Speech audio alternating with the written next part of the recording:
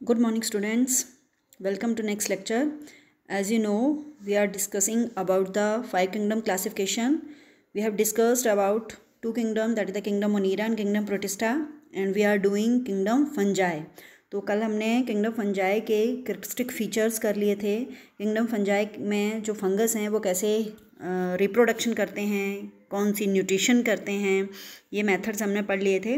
Next हम आज जो हैं वो डिस्कस करेंगे the classification of kingdom fungi, और the kingdom fungi is divided into further sub kingdoms. उन सब किंगडम्स के बारे में हम पढ़ेंगे आज।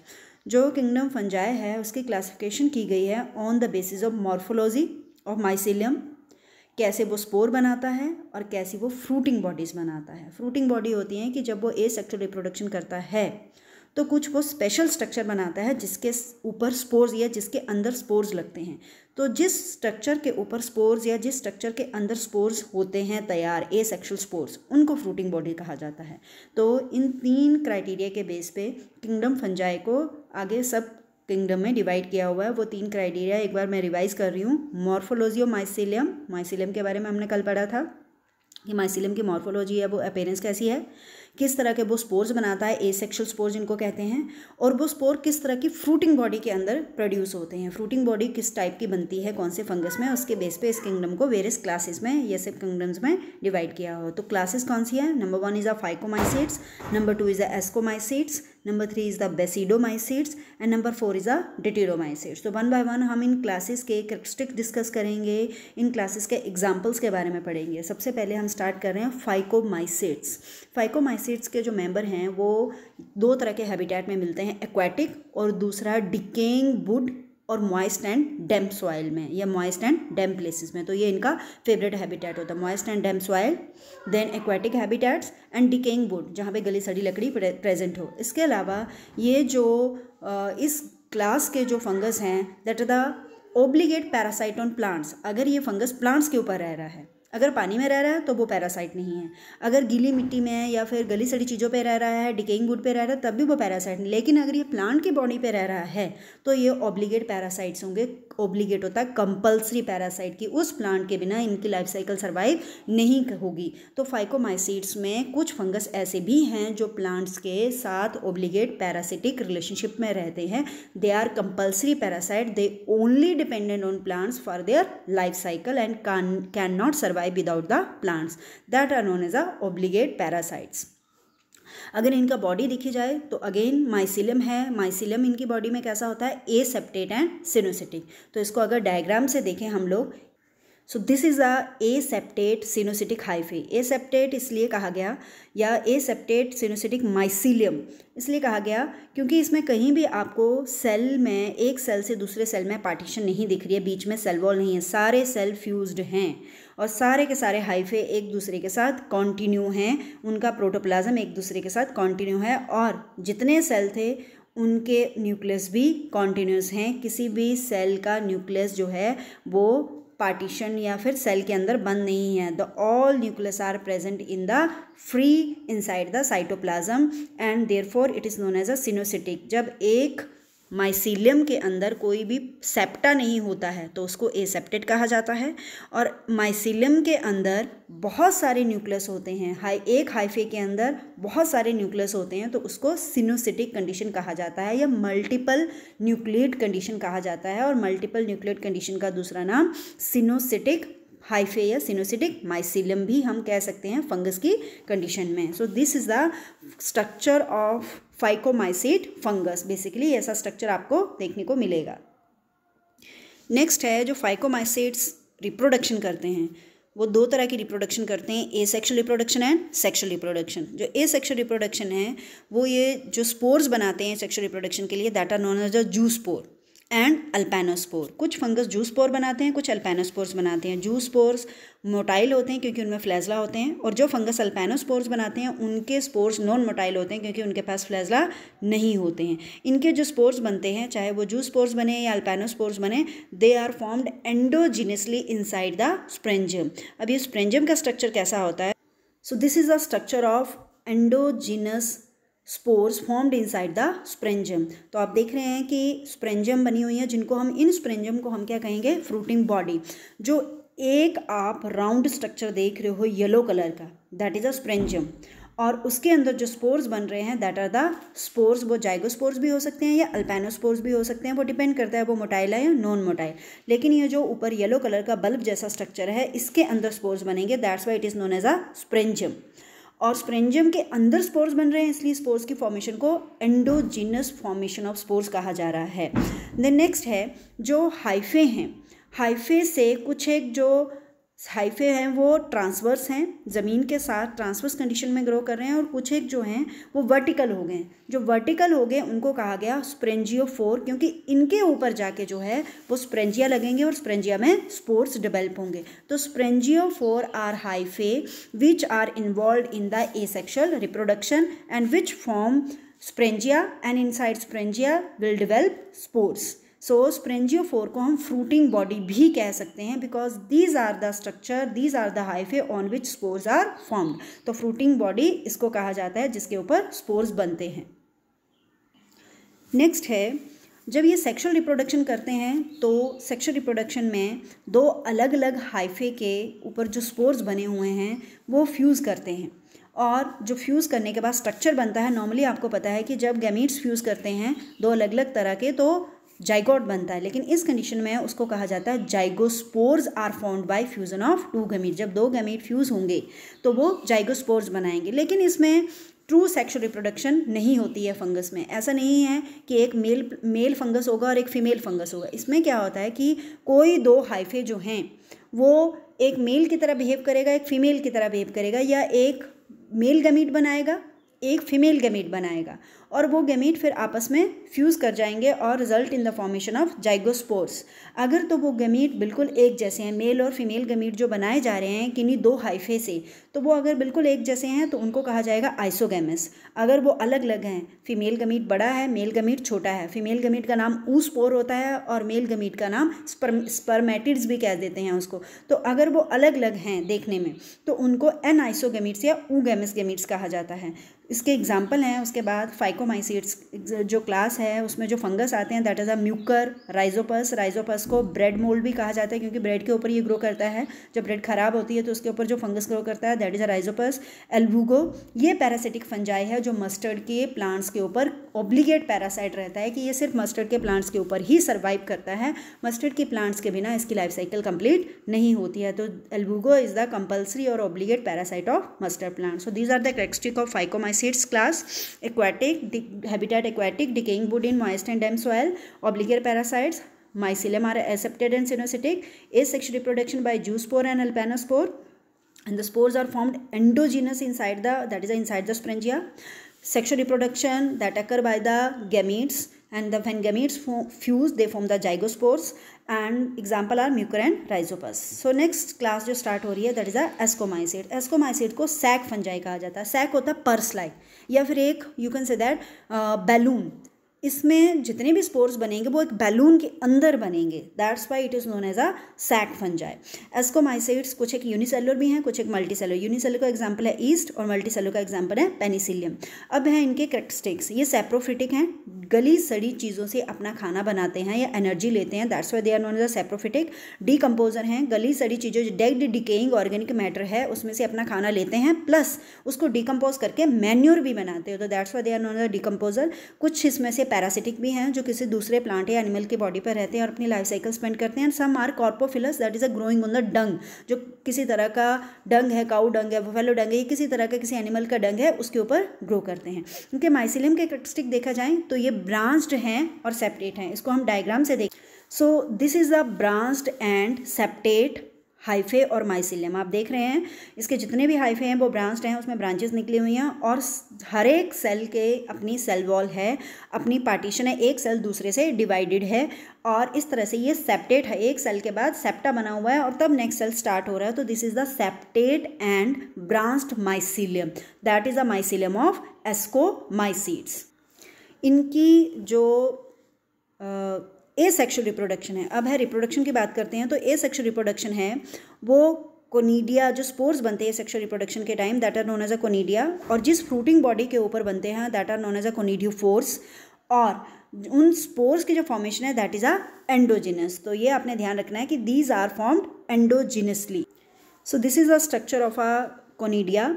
इसमें जो हाइफे कोनिडिया जिनके ऊपर लग रहे हैं वो स्पोर्स लग रहे हैं, जिन हाइफे के ऊपर लग रहे हैं उन हाइफे को कहा जा रहा है कोनिडियोफोर, और जो कोनिडिया लग रहे हैं उनको कहा जा रहा है कोनिडिया या conidia spores, and they are formed exogenously, endogenously नहीं है, सॉरी, दीज आर एक्सोजेनसली। तो आप देख रहे हैं एक्सोजेनसली और एंडोजिनस में डिफरेंस है।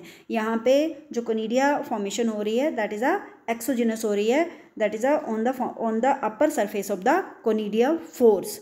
और जो कोनिडिया फोर के हैं वो एक तरह की फ्रूटिंग बॉडी हैं या स्पेशल माइसीलियम है जिनके ऊपर जाके ऊपर स्पोर्स लगेंगे, एक्सोजिनस एंड राउंड स्पोर्स होते हैं, ये बिल्कुल गोल चेन की फॉर्म में लगते हैं, एक के ऊपर एक चेन बनती जाती है जैसे कि डायग्राम में दिखा रखा है। So these are the conidiospores which are formed over the conidiophores, and conidiophores are the special mycelium, and that also we can also say them that is a fruiting body.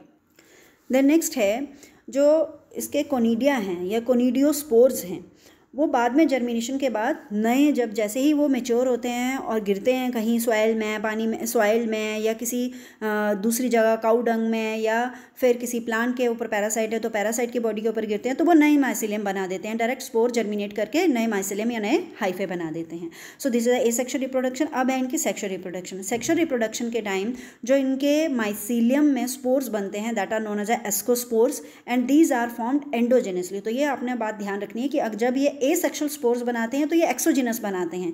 Exogenous in the sense कि जो भी fruiting body है उसके surface के बाहर निकले हुए होंगे, वो किसी चीज़ के अंदर, बैलून के अंदर बंद नहीं होंगे। लेकिन जब ये सेक्सुअल स्पोर्स बनाते हैं जिनको एस्कोस्पोर्स कहा जाता है तो ये बैलून के अंदर बंद होते हैं, दैट आर एंडोजेनसली, अंदर बनते हैं, और जिस स्ट्रक्चर के अंदर ये बनते हैं उसको एस्काई कहा जाता है। और एस्काई जो हैं बहुत सारे इकट्ठे अरेंज्ड होते हैं, ग्रुप में होते हैं, और जब ये ग्रुप्स में होते हैं सारे एस्काई तो उस ग्रुपिंग ऑफ एस्काई और grouping of different type of mycelium which are bearing asci is known as a ascocarps. So this is the structure of the ascocarp, and there is a formation of the ascospores. Ascus आप देख रहे हैं, ये एक ASCII है या ascus जिसको singular कह सकते हैं, और इसके अंदर एंडोजिनस एस्कोस्पोर्स बन रहे हैं। जो स्पोर्स हैं वो एस्कस के अंदर बन रहे हैं, that's why it is known as a ascus और endogenous formation of the spores. अब यहाँ तो एक एस्कस है, जब ऐसे बहुत सारे जो हाइफे हैं वो एक साथ होंगे ग्रुप में, और उनके ऊपर जो है उनके अंदर जो है इस तरह के स्पोर्स बन रहे होंगे, तो उस पूरे ग्रुप ऑफ हाइफे जो ये स्पोर्स बना रहे हैं उनको फ्रूटिंग बॉडी या फिर एस्कस या फिर एस्कोकार्प कहा जाएगा। सिंगुलर है एस्कस या एस्काई, और जो बहुत सारे हाइफे एक साथ मिलके एक ग्रुप में हैं और उनके अंदर जो है एस्कोस्पोर्स बन रहे हैं तो उसको फ्रूटिंग बॉडी या फिर एस्कोकार्प कहा जाता है। तो ये आपने ध्यान रखना है कि एस्काई और एस्कोकार्प में क्या डिफरेंस है। And the spores formed are known as ascospores and they are formed endogenous.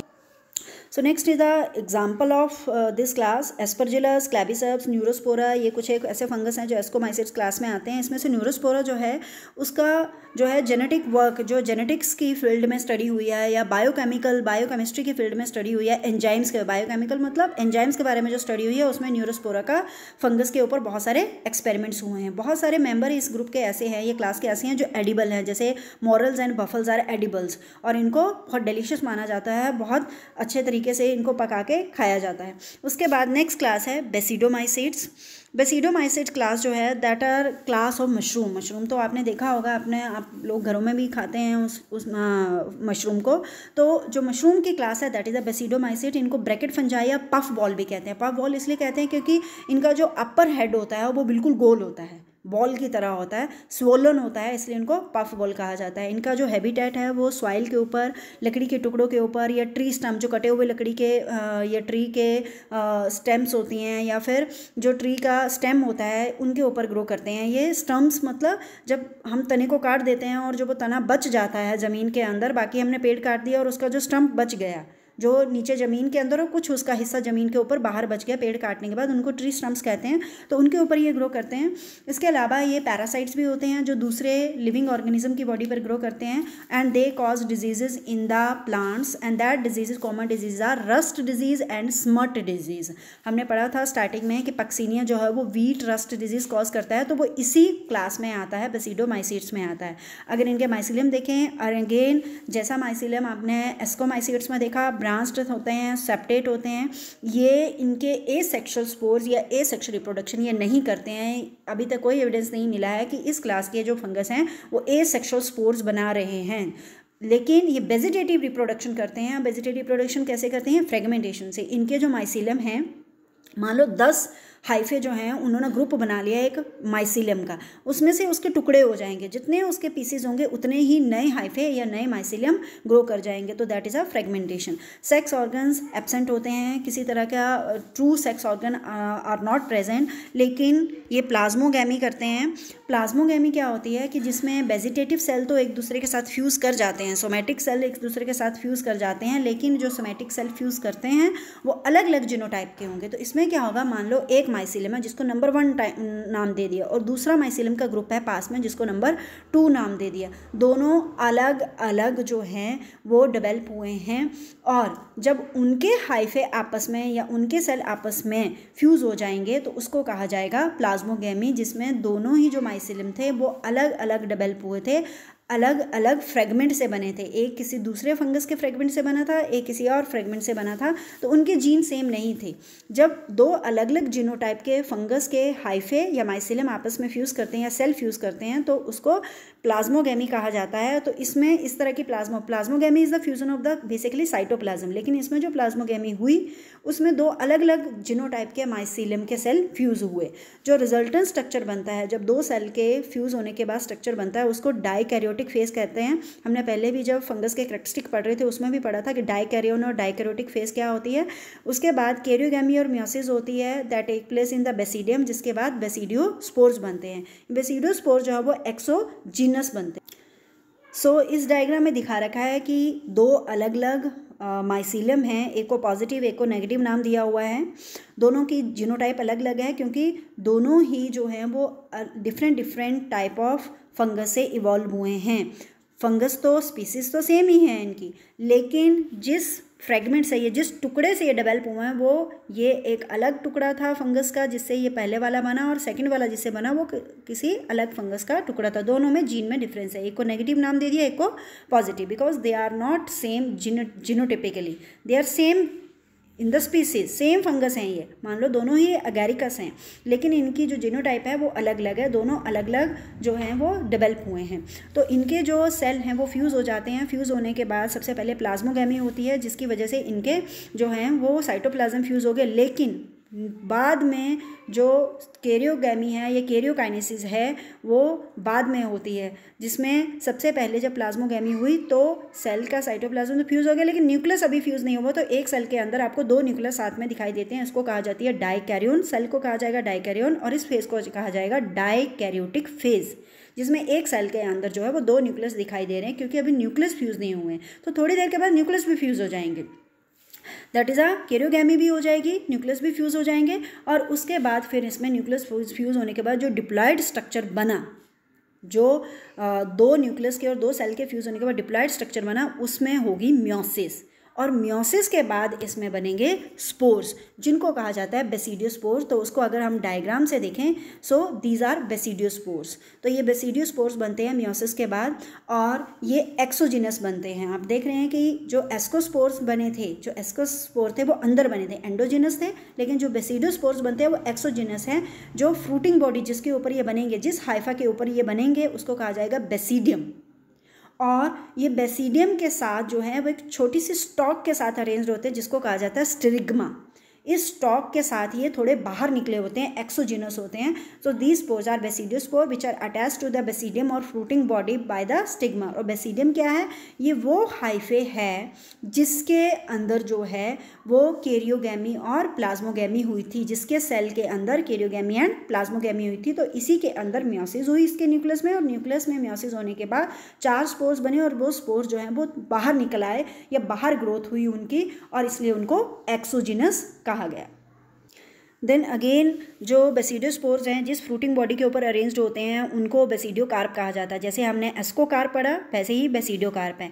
जो एक सिंगल माइसिलियम है जिसके ऊपर बेसिडियोस्पोर्स लगे हुए हैं उसको बेसिडियम कहा जाता है. और जब बहुत सारे बेसिडियम ग्रुप में होते हैं और सबके ऊपर अपने अपने स्पोर्स लगे होते हैं तो उस पूरी अरेंजमेंट जो है, जो पूरा ग्रुप है फ्रूटिंग बॉडी का, उनको बेसिडियोकार्प कहा जाता है. इसका एग्जाम्पल है agaricus mushroom, Ustilago smut disease cause करता है, ये पक्सीनिया जो रस्ट डिजीज कॉज करता है वीट में. So these are the some example of ascomycetes family, ascomycete class. Next है डिट्यूरोमाइसिड क्लास. इस क्लास के जो फंगस हैं उनको फंजाई इम्परफेक्टाई कहते हैं. क्यों? क्योंकि इनकी जो एसेक्सुअल रिप्रोडक्शन है और वेजिटेटिव रिप्रोडक्शन है, ये वेजिटेटिव फेज़ है, उनके बारे में पता चला है. सेक्सुअल रिप्रोडक्शन के बारे में अभी पता नहीं चला है. रिसर्च चल रही है, ये साइंटिस्ट फाइंड आउट करने की कोशिश कर रहे हैं कि क्या ये ट्रू सेक्सुअल रिप्रोडक्शन करते हैं या नहीं, लेकिन अभी तक sexual forms of these fungus are not discovered. That's why this class of fungus are known as a fungi imperfecti. Then अगर ऐसा पॉसिबल होता है कि कुछ जो फंगस इस ग्रुप में हमने रखे हुए हैं, जैसे हम आगे एग्जांपल लास्ट में देख रहे हैं अल्टरनेरिया, कॉलीट्रोकम, ट्राइकोडर्मा, ये फंगस इस क्लास में आते हैं. अगर बाद में रिसर्च होने के बाद ये पता चल जाता है कि इनकी सेक्सुअल रिप्रोडक्शन होती है और इस तरीके से करते हैं, मेथड पता चल जाता है और कैसे होती है ये पता चल जाता है, तो इन फंगस को यहाँ से निकाल के किसी दूसरी क्लास में शिफ्ट कर दिया जाएगा. जो ऊपर हमने 3 पढ़ी जिनके साथ इनका मैच होगा उन क्लास में शिफ्ट कर दिया जाएगा. लेकिन अभी तक इनकी ट्रू सेक्सुअल रिप्रोडक्शन, ये सेक्सुअल फॉर्म्स जो ये फंगस जो सेक्सुअल रिप्रोडक्शन करते हैं इसके बारे में पता नहीं चला, इसलिए इनको अभी इसी ग्रुप में रखा गया है. देन ड्यूटेरोमाइसिड जो हैं वो एसेक्सुअल स्पोर्स बनाते हैं, जैसे फाइकोमाइसिड्स बनाते, जैसे एस्कोमाइसिड्स बनाते थे. कोनिडिया जिनको कहते हैं, कोनिडिया, और जो कोनिडिया जिस फ्रूटिंग बॉडी के ऊपर लगते हैं उनको कोनिडियोफोर्स कहा जाता है. एंड नेक्स्ट है इनका माइसिलियम भी सेप्टेट और ब्रांच्ड होता है. जैसे एस्कोमाइसिड बेसिडोमाइसिड का था वैसे ही ड्यूटेरोमाइसिड का माइसिलियम सेप्टेट एंड ब्रांच्ड है. अगर इनकी न्यूट्रिशन देखें तो सेप्रोफाइट्स हैं, पैरासिटी भी हैं बहुत सारे, और मैक्सिमम इनका जो हैबिटेट है that is a deep decaying organic matter. Composer होते हैं, ये मैन्योर बनाने में हेल्प करते हैं, और न्यूट्रेंट साइक्लिंग में, मिनरल साइक्लिंग में, carbon cycle, phosphorus cycle, sulphur cycle, nitrogen cycle, इसमें इनका इंपॉर्टेंट रोल है. एग्जांपल जो है ड्यूटेरोमाइसिड फैमिली के अल्टरनेरिया, कॉलीट्रोकम एंड ट्राइकोडर्मा, ये कुछ एक इसके एग्जांपल्स हैं. उसके बाद इसमें पेपर में कई बार क्वेश्चन आता है कि एस्कोकार्प और बेसिडोकार्प में डिफरेंस लिखिए, तो वो डिफरेंस हम डिस्कस कर लेते हैं. एस्कोकार्प जो है that is a fruiting body of ascomycetes. बेसो या बेसिडोकार्प जो है that is a fruiting body of basidiomycetes family. Ascocarp simple structure होता है इसका, बेसिडोकार्प का थोड़ा कॉम्प्लेक्स होता है. एस्कोकार्प में बहुत सारे एस्काई होते हैं, बेसिडोकार्प में बहुत सारे बेसिडिया होते हैं. एस्कोकार्प जो है या एस्कस जो है वो एसेप्टेट होता है, और जो बेसिडियोकार्प है वो सेप्टेट होता है. एस्कस में 8 स्पोर्स बनते हैं, बेसिडिया में जो है वो 4 स्पोर्स बनते हैं. एस्कोस्पोर जो है वो एंडोजिनस बनते हैं और बेसिडोस्पोर जो है वो एक्सोजिनस बनते हैं. तो ये इसके कुछ एक पॉइंट्स है. जैसे बेसिडोकार्प में दे रखा है कि इसकी फ्रूटिंग बॉडी को बेसिडोमाइसिड्स में होती है, ज़्यादा इलेबोरेट या ज़्यादा कॉम्प्लेक्स होती है. बेसिडोकार्प में बहुत सारे बेसिडिया होते हैं. बेसिडियम जो है वो सेप्टेट भी हो सकते हैं, एसेप्टेट भी हो सकते हैं. बेसिडिया में 4 बेसिडोस्पोर्स बनते हैं और एक्सोजिनस बनते हैं. So these are the some points of basidiocarp and these are the some points of ascocarp. तो ये जो एस्कोकार्प और बेसिडोकार्प में डिफरेंस जो है वो आपने अच्छे से लर्न करना है, क्योंकि पेपर में कई बार इसके बारे में क्वेश्चन आ चुका है. देन नेक्स्ट है एक इसमें फंजाई के किंगडम में एक जो चीज़ डिस्कस करने के लिए रह गई है that is a homothallism and heterothallism. अब ये हेटेरोथैलिज्म क्या होता है?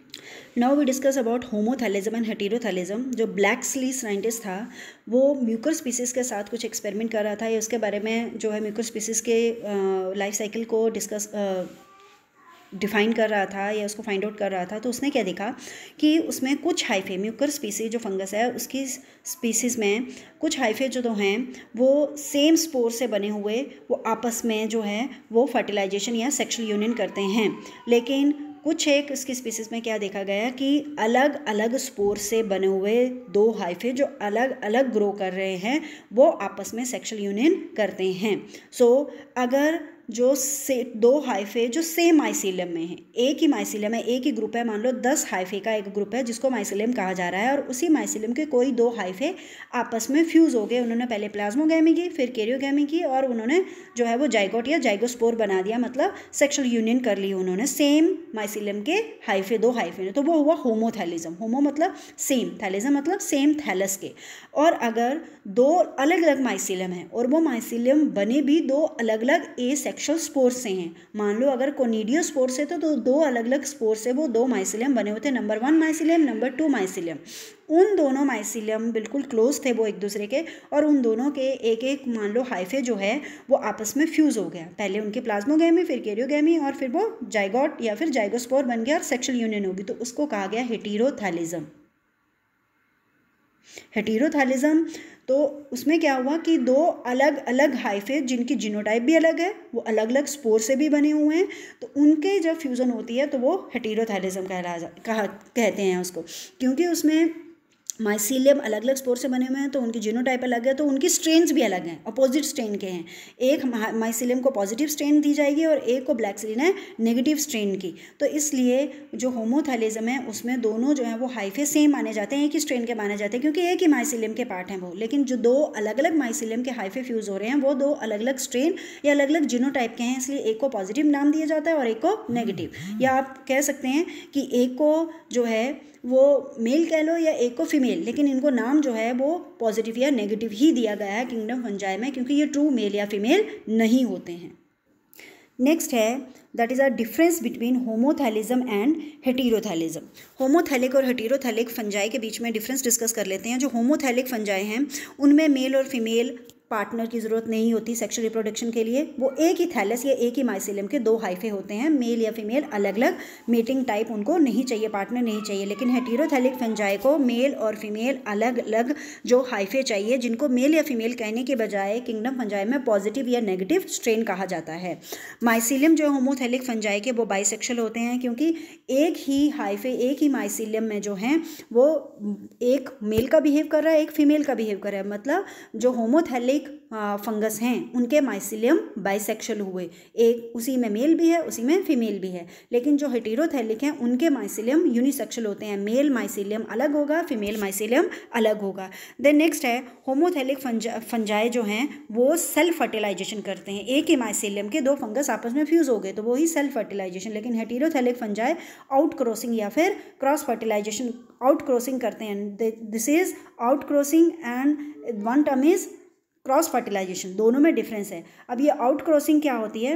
आउट क्रॉसिंग और आउट ब्रीडिंग एक टेक्निक है जिसमें दो अलग अलग ब्रीड के ऑर्गेनिज्म आपस में फ्यूज़ हो जाते हैं जिनके कॉमन एंसेस्टर ना हो और जिनका जेनेटिक मटेरियल कैसा होता है, अनरिलेटेड होता है। तो this is the not cross fertilization. Cross fertilization और आउट क्रॉसिंग में डिफरेंस है। क्रॉस फर्टिलाइजेशन में एक मेल अलग होता है फीमेल अलग होता है, उन दोनों के रिप्रोडक्टिव ऑर्गन में जो स्पोर्स बनते हैं या गेमीट्स बनते हैं वो आपस में फ्यूज़ करते हैं। आउट क्रॉसिंग में क्या होता है, दो अलग अलग ब्रीड्स होती हैं या स्ट्रेन्स होती हैं, जैसे फंगस में पॉजिटिव और नेगेटिव स्ट्रेन बताया हुआ है, और बस इतना ध्यान रखना पड़ता है आउट क्रॉसिंग में कि उनके एंसेस्टर सेम नहीं हो, इसलिए वो अलग अलग ब्रीड उनको मान लिया जाता है, अलग अलग स्ट्रेन उनको मान लिया जाता है क्योंकि उनके एंसेस्टर कॉमन नहीं है। तो अगर ऐसा हाइफे जिनके एंसेस्टर सेम नहीं हैं या जिनकी ब्रीड सेम नहीं है वो आपस में फ्यूज़ हो रहे हैं तो उसको आउट क्रॉसिंग कहा जाएगा। तो जो होमोथैलिक फंजाई हैं उनमें सेल्फ फर्टिलाइजेशन होती है, हेटेरोथैलिक फंजाई में आउट क्रॉसिंग होती है। होमोथैलिक फंजाई में कोई भी जेनेटिक वेरिएशन नहीं आती, उल्टा जेनेटिक वेरिएशंस रिड्यूस होती जाती हैं क्योंकि वो सेल्फ फर्टिलाइजेशन कर रहा है।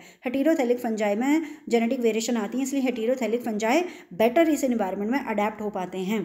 होमोथैलिक फंजाई को किसी मेटिंग पार्टनर की ज़रूरत नहीं है क्योंकि वो एक ही माइसीलियम के दो हाइफे आपस में फ्यूज़ कर जाएंगे। हेटेरोथैलिक फंजाई को एक अलग माइसीलियम एक अलग मेटिंग पार्टनर चाहिए, इसलिए उनको किसी दूसरे मेटिंग पार्टनर के ऊपर डिपेंडेंट रहना पड़ता है। हेटेरोथैलिक फंजाई में जो मेटिंग पार्टनर हैं वो जेनेटिकली डिफरेंट होते हैं। होमोथैलिक फंजाई में जो मेटिंग पार्टनर हैं वो सेम होते हैं, जेनेटिकली सेम होते हैं, क्योंकि एक ही माइसीलियम के दो हाइफे मेटिंग पार्टनर बन जाते हैं या आपस में मेटिंग कर लेते हैं तो वो जेनेटिकली सेम होते हैं, लेकिन हेटेरोथैलिक में वो जेनेटिकली डिफरेंट होते हैं। एग्जाम्पल देखिए, होमोथैलिक फंजाई के aspergillus, neurospora etcetera, these are the example of homothallic. और हेटेरोथैलिक के देखें तो न्यूरोस्पोरा क्रासा अलग स्पीसीज है। जो होमोथैलिक फंजाई की न्यूरोस्पोरा की स्पीसीज थी दैट इज अ न्यूरोस्पोरा गैल्पागोनेसिस, और यहाँ पे हेटेरोथैलिक है न्यूरोस्पोरा क्रासा। सैक्रोमाइसिस सर्विसेज जिसको ईस्ट कहा जाता है, एस्परजिलस फ्यूमिगेटस, एस्परजिलस फ्लेवस, और जो होमोथैलिक्स में थी एस्परजिलस की स्पीसीज एस्परजिलस न्यूडेलस थी। तो ये आपने स्पीसीज के साथ इनके नाम याद करने हैं होमोथैलिक और हेटेरोथैलिक फंजाई के। सो this is all for the kingdom fungi.